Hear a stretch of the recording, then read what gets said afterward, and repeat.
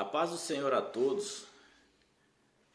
Quero agradecer a Deus pela oportunidade de estar aqui falando aos irmãos e à igreja e agradecer a Deus por mais um dia vivido, mais um dia que nós celebramos.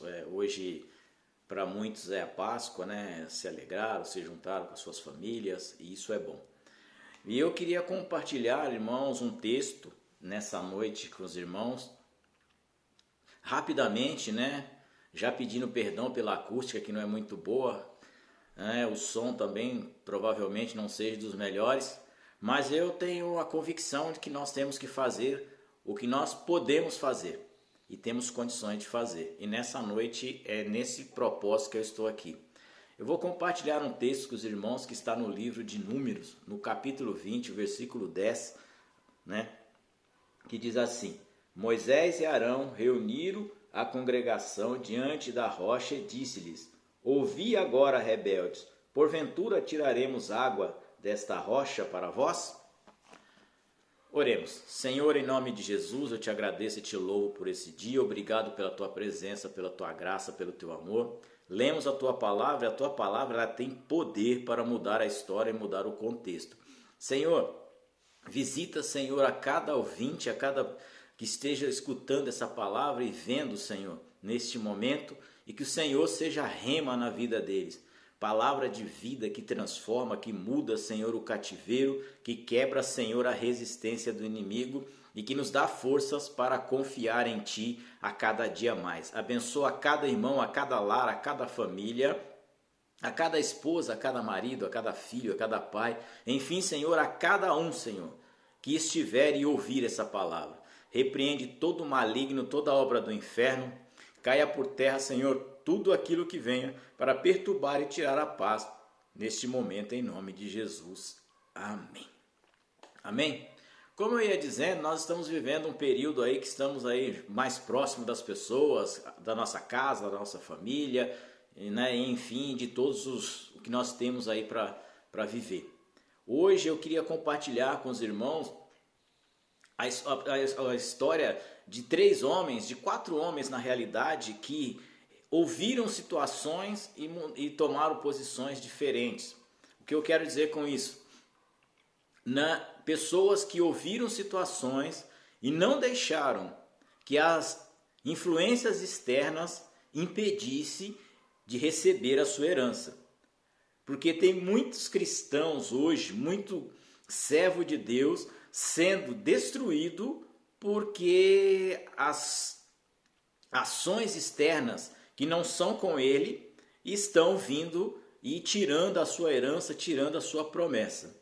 Nós lemos o texto aqui de Números capítulo 20, versículo 10, que trata da contenda de Meribá, né, das águas, né, que o povo de Deus contendeu com Moisés porque faltou água, eles estavam no deserto, e no deserto não tem água, né?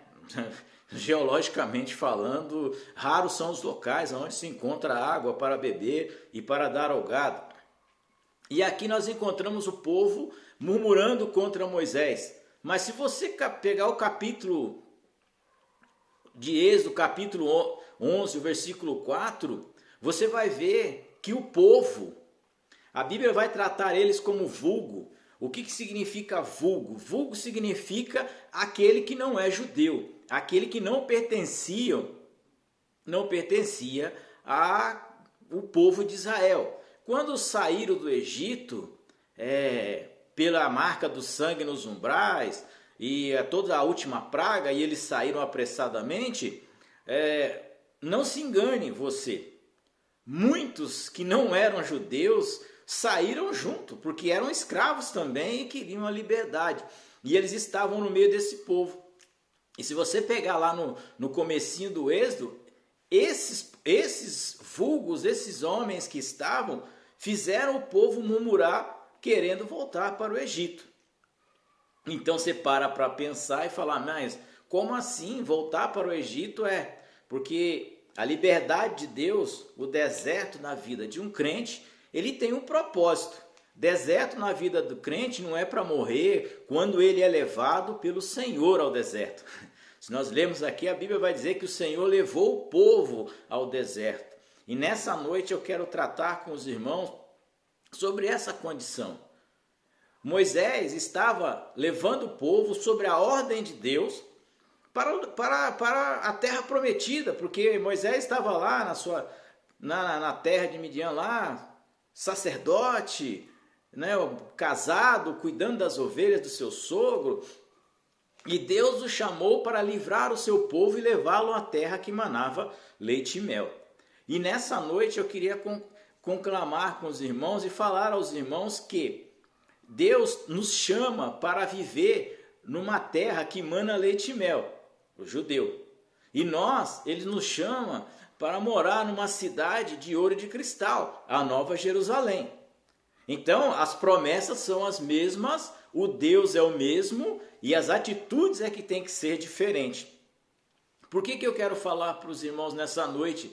Sabe, às vezes a gente está em casa, no nosso lar, e há um conflito dentro do nosso lar, das pessoas brigarem, discutirem, porque nós achamos, e as pessoas começam a perguntar aonde está o Deus que você serve, aonde está a palavra que você prega, aonde está a graça que você tanto diz, o Espírito Santo que revela todas as coisas. E nessa noite eu queria trazer para você o que aconteceu nesse lugar. Quando você pegar a história de Israel, você vai ver que o povo murmurou contra Moisés e falou para Moisés: olha, nós estamos com saudades do Egito, nós estamos com saudades da carne, do peixe que nós ganhávamos de graça, né? Mas não é o foco nessa noite o Egito, a situação que o povo vivia no Egito. O foco nessa noite é você tomar cuidado com as pessoas que estão ao seu lado. Às vezes você é servo de Deus, serva de Deus, e tem alguém do teu lado que não é servo, ou até às vezes, que é pior ainda, é servo do Senhor, e começa a te afrontar, e começa a questionar aonde é que está Deus, aonde é que Deus entrou, sabe? O marido que questiona a esposa que questiona o marido, os filhos, e vira aquela situação interessante, e para o inferno, é claro.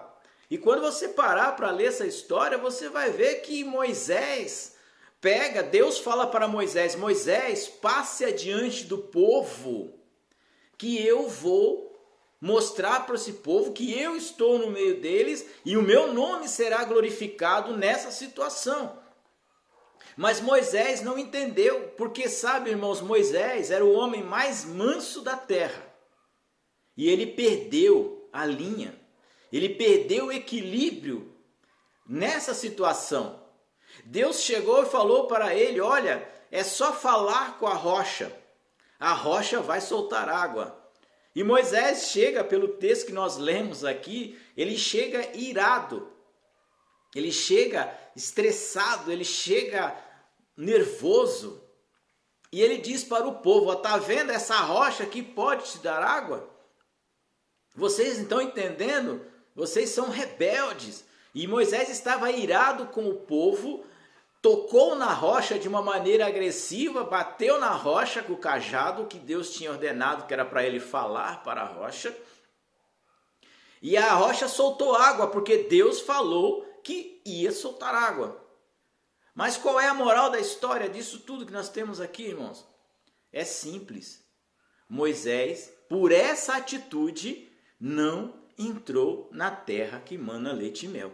Não entrou por quê? Porque ele deu vazão a sentimentos de terceiros, a pessoas que não tinham nem compromisso com Deus, muitos.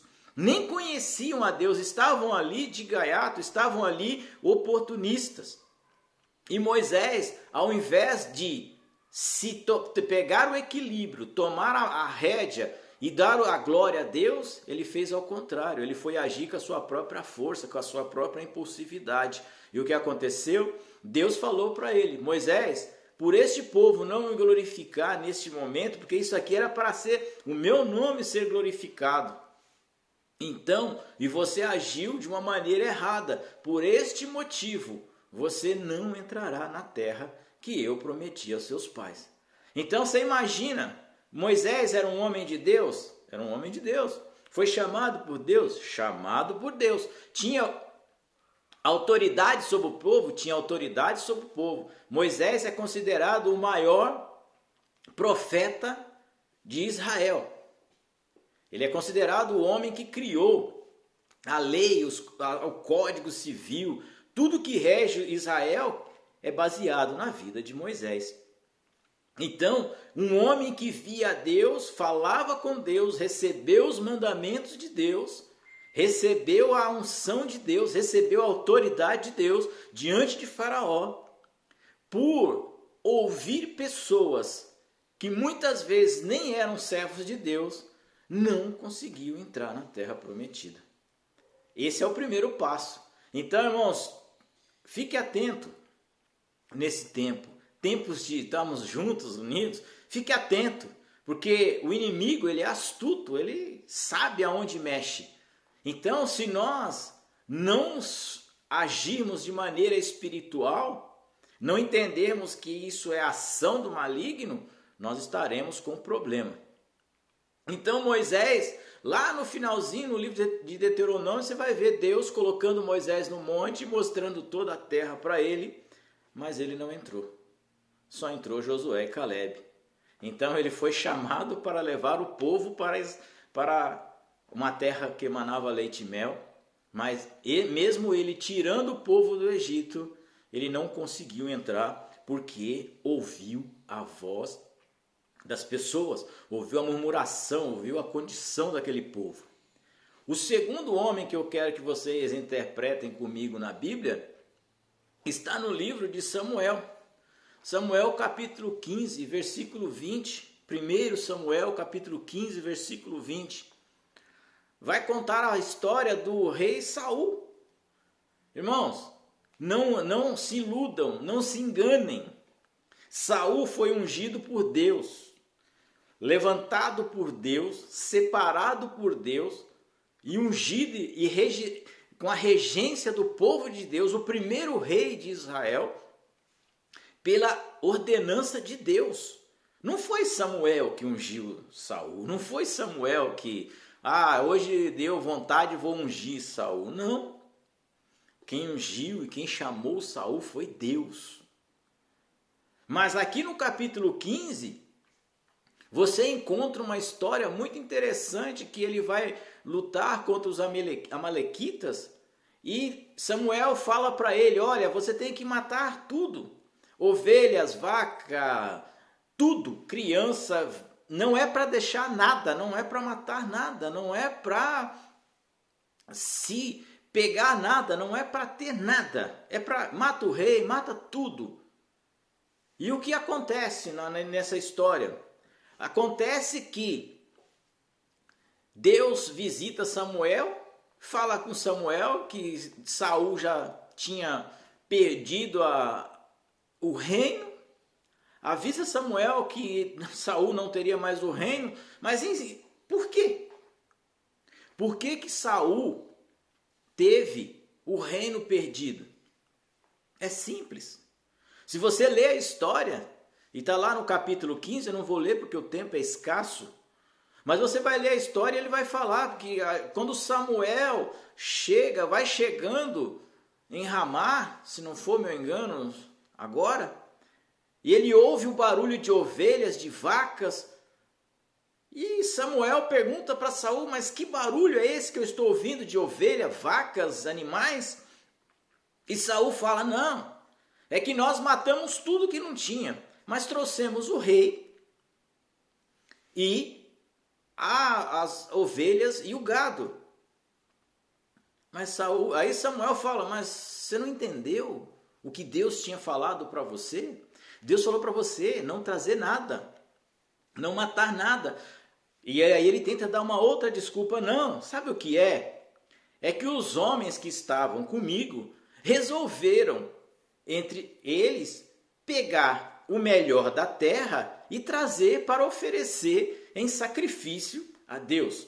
Isso é uma história que nós não vamos acreditar, né? Mas aí Samuel dá o famoso versículo que todo crente adora citar aí, né? Todo cristão gosta de citar. Ele diz, olha, melhor obedecer do que sacrificar. Porque está aí no capítulo 15, se não for me engano, do versículo 24, se não for me engano, ou 23. O que nós estamos falando nessa noite? Nós estamos falando de perder, irmãos, herança, de perder o reino, porque Saul perdeu o reino e você vai para o reino dos céus. Então tome muito cuidado com quem anda ao seu lado. Tome muito cuidado para as pessoas não te enrolarem, porque Saul vai lá e fala para Samuel: verdadeiramente pequei contra o Senhor. Os homens falaram, me coagiram a deixar trazer esses bens, a trazer esses animais, a trazer o rei. Realmente eu pequei contra o Senhor. Mas aí Samuel falou para Saul: Saul, infelizmente você acaba de perder o seu reino. Saul perdeu o reino, irmãos, porque ouviu aqueles que estavam à sua volta contra o que o Senhor tinha ordenado. Então, quando tem alguém na sua volta e o Senhor te dá uma ordem específica, cumpra o que o Senhor te disse. Ah, mas é amigo, é guerreiro, está lutando comigo, é parceiro. Não. Se é contra o Senhor, amigo é o Senhor, bom é o Senhor. E nessa noite eu queria dizer para você, Saul perdeu o reino de Israel. Foi chamado por Deus, recebeu porção, herança, recebeu tudo e perdeu o reino. Quantos crentes, irmãos, estão perdendo o reino dos céus porque estão andando e ouvindo conversa estranha? Paulo descreve lá na sua carta e diz que eles não vos enredem com vãs filosofias. Sabe, irmãos, crente é sim, sim e não, não. O que passar disso é maligno. Está na Bíblia, Jesus citou esse texto. Então, tome cuidado, meu irmão. Tome cuidado, minha irmã. Jovem, tome cuidado com quem você anda. Tome cuidado com aqueles que se dizem seus amigos, que dizem seus parceiros, seus companheiros, que está contigo até a morte. Tome cuidado, porque Saul perdeu o reino por causa dos guerreiros dele, dos soldados dele. Porque se ele fosse um homem de Deus, ele ia falar, eu tivesse ouvido a voz de Deus, ele ia falar, ninguém vai levar nada, porque Deus falou que não é para levar e não vai levar. Então, mais um homem aqui que perdeu algo que Deus tinha dado, uma promessa. Porque se você parar para imaginar, o reino, pela lei, ele é eterno. Ele passa de pai para filho até, se for o bom rei, ele vai até 15 gerações, 10 gerações, não importa. Até aquele reino ser abatido, destruído, é outra história. Mas o reino é passado, é herança. Então Saul perdeu o reino e perdeu a herança. Perdeu tudo que tinha, deixou os seus filhos perderam tudo. Então, quando você parar para imaginar nisso, pensa numa coisa, irmãos. Não dê ouvidos a fábulas. Não dê ouvido a provocações do inimigo. Sabe, de repente a gente está em casa e o maligno usa lá o marido e diz, tá vendo? Onde está seu Deus? Agora você está em casa aqui, ó, tá vendo? Se você tivesse fé mesmo, você estaria na igreja. E essa é a hora de você dizer, não tentarás o Senhor teu Deus. Entendeu? Seja sábio, não entre em discussão, não entre em bate-boca, porque você pode perder a herança. E a maior herança que nós temos, irmãos, é morar no céu. É ir morar com o Senhor. Mas aí nós pegamos dois homens de Deus, com chamados de Deus, instituídos por Deus, constituídos por Deus, que não entraram, não receberam a sua herança, a sua promessa, ou perderam, porque ouviram voz de terceiros. Mas se você parar para imaginar, vamos ler a história de Jó. Né? Jó, a história, o cântico, né? O livro poético de Jó. A Bíblia vai dizer que Jó, né? No capítulo 1, capítulo 2, que Jó era um homem de Deus, abençoado por Deus, tinha tudo. que o mundo pode oferecer. Era o homem mais rico do Oriente, tinha lá suas poções, seus camelos, suas ovelhas, enfim, a riqueza naquele tempo era medida por isso. E a Bíblia vai dizer que Satanás chega ao trono de Deus e fala, né? É a única história da Bíblia, irmãos. Não é que o homem dá testemunho de Deus, é que Deus dá testemunho do homem, da fidelidade de Jó. Nós testemunhamos que Deus é fiel. E Jó é o contrário. Deus estava testemunhando que ele era fiel. Não importava a circunstância. E Satanás faz uma proposta para Deus e Deus fala, pode fazer. Ele não vai negar o meu nome, ele não vai voltar atrás. E Satanás traz lá, né, os babilônios que roubam os camelos, os sadeus que destroem as ovelhas, o vento que vem do norte e destrói a casa com seus filhos dentro, que estavam em festa, né? Enquanto o pai orava, os filhos estavam bebendo vinho e comendo. E aí a Bíblia vai dizer que Jó, a única coisa que Jó falou é: bendito seja o Senhor. Deus deu, Deus tirou. Bendito seja o Senhor. Nu vim este mundo e nu voltarei.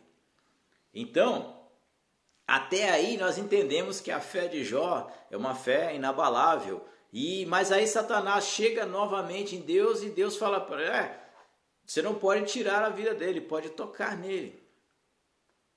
E aí vai dizer que Satanás coloca umas chagas em Jó da planta dos pés ao alto da cabeça e ele se coça com um caco de telha.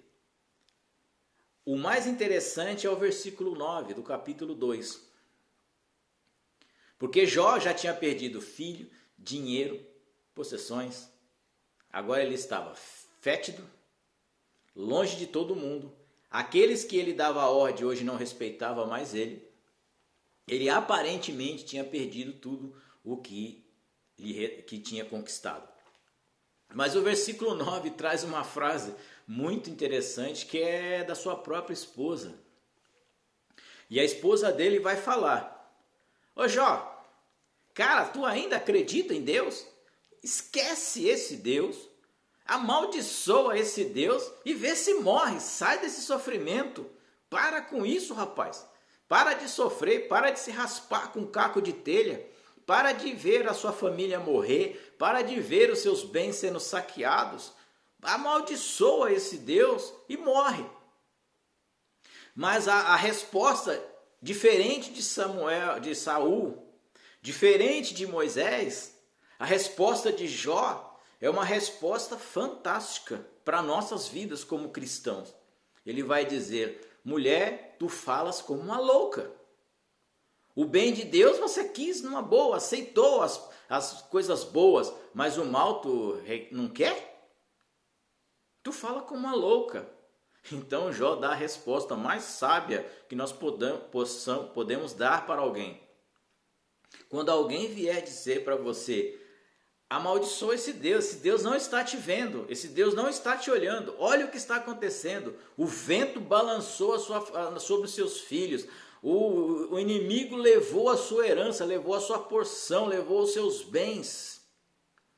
E aí você vai reparar e vai dizer: falas como um louco, você não conhece o Deus que eu sirvo. Ele deu, ele tirou, bendito seja o Senhor. E aí Jó vai se levantar lá no final, no capítulo 42, vai dizer: antes eu conhecia Deus de ouvir falar. Agora eu o conheço é de contigo andar, é de com ele andar. Então a resposta de Jó para a sua esposa, porque se ele ouve a sua esposa, Jó tinha perdido também a sua porção, Jó tinha perdido a sua herança, Jó tinha perdido tudo. Mas lá no capítulo, lá no final do livro dele, ele vai ser restituído de tudo que ele tinha.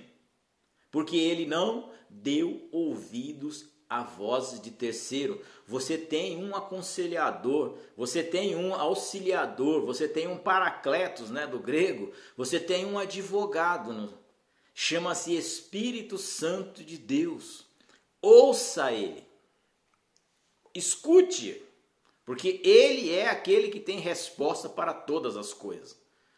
Não entre em contenda, não escute, né, aquele que é próximo de ti, né, falar por que a sua vida está estranha. A sua vida não está estranha, a sua vida está nas mãos de Deus. Outra história que nós encontramos, para nós encerrarmos, outro homem que teve uma atitude um pouco diferente é Pedro. Se você ler a história de João, no livro de João, capítulo 6, eu só tenho o versículo 66 que eu tomei como base para esta palavra nessa noite. Jesus dá um discurso na sinagoga de Cafarnaum nessa noite, nesse dia, porque as pessoas estavam procurando Jesus. Ele tinha alimentado, feito a multiplicação dos pães. As pessoas estavam procurando Jesus, porque Jesus tinha feito milagres. Muitos milagres, muitas curas, muitas libertações. E naquele dia, o povo viu o barco, mas Jesus não estava lá com seus discípulos. Foi para outro lado, até que encontraram Jesus na sinagoga, ensinando na sinagoga. E aquele povo vai e diz: Mestre, estamos há tanto tempo te procurando. E Jesus olha para eles e fala: vocês não estão me procurando. Vocês estão procurando o pão. Você está procurando os milagres. Você está procurando as bênçãos que eu tenho para vocês. Vocês nunca estiveram me procurando, porque se vocês estivessem me procurando, vocês tinham encontrado. Porque a Bíblia diz lá em João 10 que a ovelha conhece a voz do seu pastor, e o pastor conhece a voz das suas ovelhas. E ele diz: e todo aquele que meu Pai enviou a mim, de forma alguma perecerá. Então ele está dizendo aqui, em outras palavras: olha, meu amado, você só está interessado nos benefícios do evangelho. Você não quer o dono da bênção, você só quer as bênçãos dele. Você é como aquele filho mal agradecido, que está com o pai não porque o ama ou respeita, mas porque ele te dá conforto, carinho, te dá comodidade, te dá carro, te dá comida. Mas se você tiver a oportunidade de abandonar, você irá abandonar. E aí a Bíblia vai dizer no versículo 66 que muitos discípulos de Jesus desistiram de ouvir essa voz, de ouvir esse discurso duro, discurso de busca de santidade, discurso de buscar a presença de Deus. E aí Jesus vai olhando e vai um a um indo embora, porque Jesus olhou para eles e provavelmente um falou: não tem mais pão, não tem mais milagre, não vai ter mais nada. Então aqui não tem mais nada para nós, a fonte secou. E eles vão um a um indo embora. E aí Jesus olha para os 12 e fala para eles: e aí, e vocês? O que é que vocês pretendem fazer? Porque, irmãos, o seguir a Jesus, o chamado é dele, mas o seguir a Jesus compete a mim e a você. O seguir a Jesus aos seus passos não compete a ele, ele nos chama. Se nós ouvirmos a sua voz, com ele cearemos e ele fará morada. É o que está escrito. Mas quando eu leio esse texto, e aí Jesus vira para os seus 12 discípulos e fala: e vós? Não vão embora também? Por que vocês não irão embora? Vá embora. Você é livre para tomar a sua atitude, você tem livre arbítrio para tomar a sua atitude. E Pedro olha para Jesus e fala: para onde eu irei? Só tu tem palavras de vida e vida eterna. E nós sabemos que o Senhor é o Cristo, o Filho do Deus vivo. Então Pedro teve a resposta sábia, certa para a hora certa. Porque se Pedro segue os outros discípulos, acha que acabou tudo, que já estava tudo resolvido, que Jesus não ia fazer mais nada, nós íamos entender que Pedro não seria pedra, e sobre essa pedra edificarei a minha igreja.